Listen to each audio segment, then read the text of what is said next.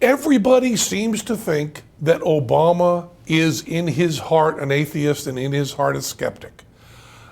The church he belonged to in Chicago is a whack job church. It's about equal to Palin's church.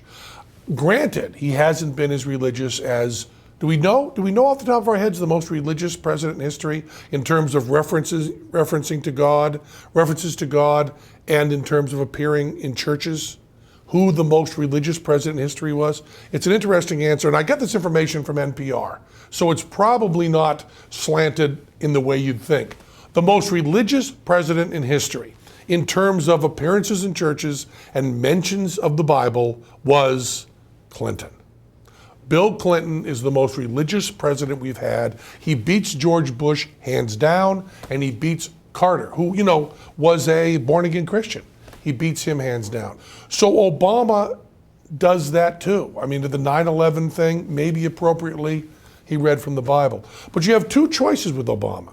You either believe that he is a man of Christ who prays for decisions in the White House, which he said he was, or you think he's a liar. And I'm surprised by the number of atheists, free thinkers, that support Obama, and their argument is essentially he's lying about being religious because you have to do that to be elected. I'm not happy with either one of those. I mean, Obama is wicked smart. He's a wicked good talker. There is no doubt in my mind that his heart is in the right place. Unfortunately, I think that about almost every president we've had, but I think he wants to do good. I don't think there's any malicious quality to him at all, but I think in some sense he's a believer or he's a liar.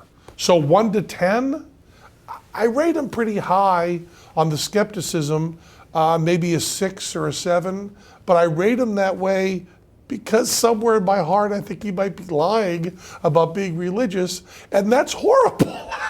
It's a horrible reason to like somebody. I like him because he may be a liar. Horrible. Michelle Bachmann's blasphemy is greater than anything I've ever accomplished. I have tried with friends to say the most blasphemous sentence I can possibly say. And it does not come close to the blasphemy of Michelle Bachmann saying that earthquakes and hurricanes were the way God was trying to get the attention of politicians. I cannot imagine a serious religious person reading that quote or hearing that quote and saying, yeah, right on. It is solipsistic, it is opportunistic, it is cynical. It is deep and it is wrong and it is an insult to religious people everywhere. For an atheist, it's a burlesque. It's a little bit of a joke. You can dismiss her. But I can't see it as an atheist. I see it through my father's eyes. My father was a Christian his whole life. And if he had heard Michelle Bachmann say that, he would have looked away from the TV. The idea that you would lightly state that people were suffering and dying in order to prove that God was on the side of one politician is sickening. The only reason that Bachmann and Rick Perry are able to say this stuff is because of a magic word. And this magic word is Christian. And if you look back in history, the word Christian doesn't really appear in the way we use it today until the anti-abortion debate in the 60s. When you had 1890, end of the 19th century, your top 3 highest paid speakers, the highest paid speakers were atheists speaking about atheism. Robert Ingersoll, number 1, Mark Twain, number 2, Huxley, number 3. Ingersoll was the great infidel, the great skeptic, the atheist. Mark Twain, of course. And these are people speaking on, he was not reading from Huck Finn. He was reading from Letters from Earth. He was reading atheist stuff. And Huxley, of course, Darwin's pit bull, I guess bulldog at that time. I think of it as pit bull. There was a real sense of atheism being an important point. They were invited to the White House. And the reason was that Catholics were terrified of Baptists, who were terrified of Pentecostals, who were terrified of Lutherans, who were terrified of evangelicals, the whole list. There wasn't a feeling of Christian. The founding fathers were very afraid of Baptists taking over from the Pentecostals. Everybody was afraid of the Catholics. So you had this divided thing.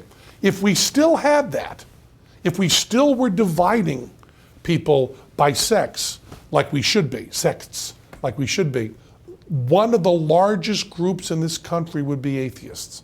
By the USA Today poll, I think it was 22%, 20%. Even the lowest polls put it at 8, okay? The next highest would be Catholics, and they'd be knocking around 20, you know? Then you've got all your divided up categories. And then abortion happens, a legalized abortion, and some very smart people, very forward-thinking people, decided we can never fight abortion if it's the Catholics fighting the Protestants, or fighting the Baptists, fighting the Pentecostals, fighting it. We have to get them under one tent. And there's a great book on this called The History of Free Thought. These are not my ideas. They pull this tent together and they kind of create the word Christian. And then Carter with Born Again Christian really helps with the word Christian. So what they've really done is they've taken very different philosophies. I mean, Catholicism and Protestantism are very different philosophies, very different, you know, and they've pulled it together to make this term Christian, which are people that don't agree at all, and they say, I'm doing a Christian message. So Michelle Bachmann and Rick Perry, just 40 years ago, really recently, would have been terrified to speak about their God and their church. Because the second they said they were Baptist, the second they said they were Pentecostal, the second they said they were Lutheran, all the other people fall away. But now they've got this magic word Christian. And I am helping make it worse, because by using the word atheist, I am separating that even more from Christian. I'm doing a broader umbrella, and I'm making theist atheist. And if you do theist atheist, the theists win completely. You know, what I should be doing if I were a political thinker, if I were someone that was interested in movements, which I'm not, I'm against them. If I wasn't for individual thinking, I would be one of those people who was saying, using a term like free thinker or open-minded. And I would be gathering this umbrella that included people who self-identify as agnostic, atheist, against organized religion. I would get the Wiccans in there. I would get as many people as possible. And I could probably pump that up to 25%. And then I would be also saying, well, you know, the Muslims are very different from the Jews, who are very different from the Catholics, who are very different from all of that. But what's going to happen, and because I'm not interested in tactical play, but rather in telling the truth, we are going to get theist to atheist. But you can't imagine, we can't imagine in 1965 a Baptist politician talking about religion and where they go to church if they have to use the word Baptist. It's using the word Christian that allows this craziness to happen. Also, because I am an optimist, to the point of being incorrect, to the point of not being realistic. That's what flushes over me. It's what I feel in my heart is optimism. I tend to go with something Christopher Hitchens said, and I don't remember where he said it. It could have even been in personal conversation, I don't know. But Hitchens said that what we're seeing with this incredible, crazy religious stuff is the death throes. I mean, since 9/11, free-thinking atheism is growing so quickly because of the internet and people who, we're seeing it first with those who are called, and I realize this is a racist term, but it's the easiest one to use, so please forgive me, gypsies. We're seeing it with the Amish. We're seeing it with the Hasidics. All the groups that try to stay as a subset of America and keep their own traditions are going away. And Elvis chipped away at them, and malls chipped away at them, but the internet's going to take them down. It's just too hard to keep your children cloistered. They're going to hear Katy Perry. There's just no way to stop it. They're going to see video like this. You know, once you've gotten on the internet to see Katy Perry, it's not hard to fall over to the big thing. It's the same keyboard, it's the same screen, it's the same everything, and that information gets out there. And I think that everybody knows that, and everybody feels that. So those who are religious, you're seeing a desperate, terrified clawing, and that's the only way you can explain Michelle Bachmann and Rick Perry, is the combination of desperation coupled with the magic protective word of Christian. The problem is a movement of individuals is not going to have the muscle of a cohesive movement of people who believe they're right. And I'm not willing to lie to fight them. I want individuals who disagree on everything. And I want us to learn to band together for freedom. Band together in order to be different. And that's a much harder thing to sell, but it's all that matters, so we have to do it. Mitt Romney is wearing crazy underwear. He's wearing magic underwear. He is. I mean, under his pants, he is wearing magic underwear. Magic underwear. And he believes that a convicted con man got golden tablets that no one else could see, and sat with an angel to find out that the original Jews of the Bible were living in North America.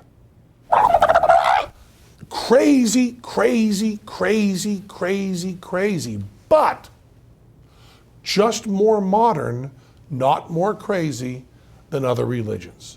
Not more crazy than Islam, you know, not more crazy than virgin births and resurrections, not more crazy than any of that stuff. It fascinates me that you can have the Bible Belt and you can have a court trial, and we've seen this. I'm going to use it hypothetically, but you'll know the specifics I'm talking about. I just don't want to talk about that kind of pain directly. It's too unpleasant for me.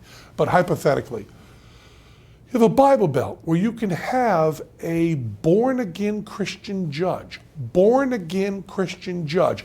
I believe the Bible is the literal word of God. There were talking snakes. There were talking snakes and virgin births, burning bushes, and Abraham being willing to kill his son for God. He believes that. The jury is made up of 12 people who, let's say 10 of them believe that. And 2 of them believe that, but a little less. Your prosecuting attorney believes that. The people that are sitting in the courtroom believe that. These are all people that know each other in church. And the person on the witness stand says that she killed her 3 children in cold blood because God told her to. And every single person in the courtroom decides whether she is guilty or not guilty by reason of insanity. Those are the 2 choices they weigh. And nobody, not the defense attorney, not the judge, not the jury people, not the people in the gallery, not one person stands up and goes, maybe God told her to. It's less weird than the talking snake. Maybe God told her to. And in this country, which they say over and over again is founded on Christian values, and I'll give them that. Founded on Christian values. Okay, it is. Fine. This country, founded on Christian values, has guilty, not guilty, not guilty by reason of insanity, end of list. There is nothing that says not guilty because God told me to. And why? Why isn't that there? Why isn't this country allowing in the court system someone to go on the witness stand and go, Snake walked up to me. Snake opened his mouth. Snake said, go into McDonald's, pull out an AK-15, kill 10 people, walk back out. Snake told me that. It's that snake there. He's not talking anymore. I throw myself on the mercy of the court. Aren't you all good Christians? Don't you believe in the miracles of the Bible? You're seeing one now. And that's the part that amazes me, is that kind of stuff. So Mitt Romney comes along, and at some level, doesn't he know what he believes is crazy? At some level, isn't he going, there weren't Jews in North America? You know, that's not where the Garden of Eden was. Doesn't that go through his mind? And that's the part of that whole thing that kills me. If Mitt Romney really believes what he says he believes, he is bug nutty batshit crazy. And he's not bug nutty batshit crazy. He's the same as Obama. If Obama believes what he was being taught in that church in Chicago, okay, he is batshit crazy. And Obama is demonstratively not batshit crazy.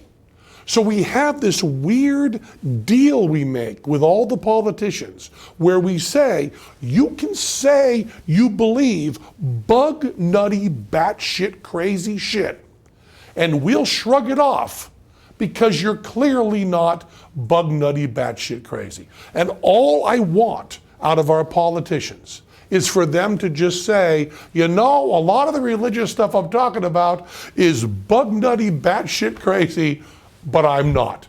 Because I don't think any of these men and women are crazy. And I'll even give you Michelle Bachmann. I'll even give you Rick Perry. I'll even give you Sarah Palin. I don't have that cynical MSNBC point of view that they are bug nutty batshit crazy. I think they are good people who somehow think that their morality and their love for humanity and their love for their families are tied up in this weird tradition. And when they think that the Bible is the Word of God, I think they mean something else. I sometimes think that many other people are speaking in a code that I've not been given the key to. When someone says to me, I believe in the Bible literally, well, I personally, Penn Jillette, read about a chapter of the Bible a day. I just read through it over and over again. So when someone says they believe in the Word of God literally, I go back and think about Genesis, where people are living to be 900 years old. And I say, bullshit. And then I think about Noah and the flood, killing everybody? God that loves us kills everybody, and he wants to get 2 of every species and 7 of the ones that are clean onto a boat that floats for that amount of time? And I just go, really? Because you don't act that way. You're able to go to Home Depot. You're able to pay with a credit card. You're able to go to Starbucks. You know how to use a computer. Really? Do you really mean that? What do you mean literally? Do you really mean you're going to stone someone to death because they work on the Sabbath? Are you really going to do that? Really, honestly? You're going to take a rock in your hand and throw it at a motherfucker's head because he worked on a Sunday to support his family? Are you really going to do that? If you mix cotton and linen in your clothing, are you really going to go to hell? What do you mean when you say that? And no one's ever answered me. There's a code going on that I need the Rosetta Stone. I need someone to sit me down and go, Penn, when Obama says he went to that church and they talked about all this stuff being literal, what he really meant was, fill in the blank. Tell me, what does he really mean? These people are good, honest, smart, not batshit crazy people. So why the fuck are they saying batshit crazy stuff to me?